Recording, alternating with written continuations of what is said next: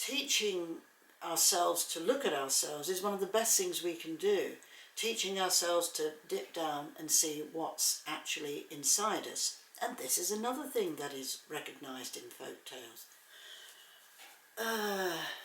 Yeah, it's interesting that most people in civilized society are immature.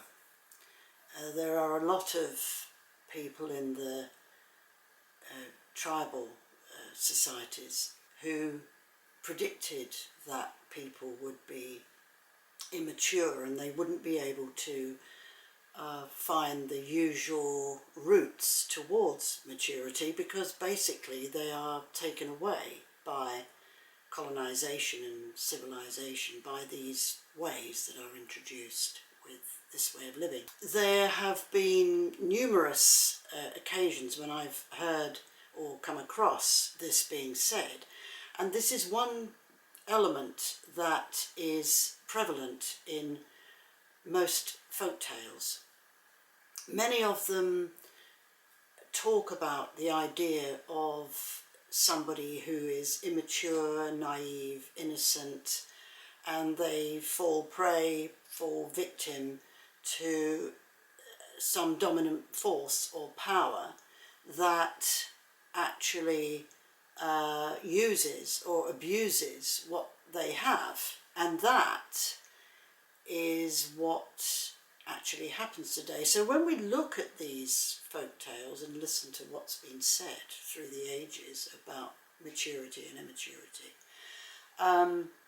we can actually see how these folk tales were very accurate. They told the truth. They were looking into the future and forecasting how people would become. Red Riding Hood, Snow White, the Jack stories, they're all about young people. They're all about immature people. And we've got to get it into perspective about the idea that folk tales or fairy tales are, or were, and still are, for children. Well, they are for children in the sense that they're for someone who's immature, but they're not solely for children. Folk tales, I believe, used to be stories told for the purpose of helping us to mature, helping us to realise what we could face if we didn't develop the values that the natural world gives us when we're living here, that the other world gives us when we look at it respectfully and sensibly and don't start charging off and thinking we know everything about it when we know so little about it. These tales were very wise for giving us a story of the future about ourselves. Now you can relate this to civilized ways of thinking, colonization, the fact that all the wild people have been taken away or removed or disrupted, corrupted, whatever word, negative word you want to apply, it's probably all happened. And it's a real dominant force that has imposed upon us the idea that it has control, so we have none. Therefore, the average person finds it immensely difficult to mature. And with maturity, of course, comes the knowledge of the way to live, know-how on what to do in life, to meet and greet all the rites of passage that we must pass through: birth, puberty, marriage, death, old age, or all of them. And we have to get it into our heads that we are living in this state of chaos a lot of the time. So when we feel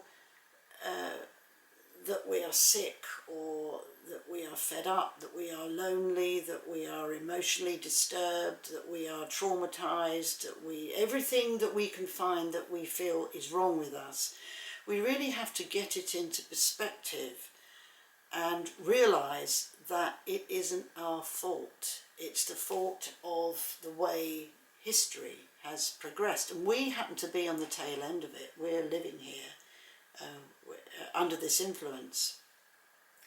Now, if we are living under an influence which throws rules at us and which is a little bit difficult to manage socially and politically, if you like, and the environment is full of what we should or shouldn't do, and that doesn't sit well with a more simple, natural way of being, then we don't need to sit down and think, oh God, there's no way out of this. What we need to do is to realise that even though it affects us, this way of being, this civilized way of being, we don't have to fully take it on board in the sense that we are subject to it all the time. We can do something personally about this sort of situation. If we feel that we are deeply troubled by circumstances in our life, from the past or even in the present, or we're worried about the future or anything like that, we can actually understand what we can do about it. And the folk tales can give us messages about this, because one of the things that many people today don't realise is that there are wonderful values that we can rediscover within ourselves. Now, I don't see too many people practicing these values, interestingly, and most people who come to me who are troubled and they want some healing, the last thing on their list will be to think about these values. The values of humility, courage, modesty, strength, discipline, kindness, care. But you put all these things together and you've got a real mixed bag of goodies. You've got a real mixed bag of good things. Also being,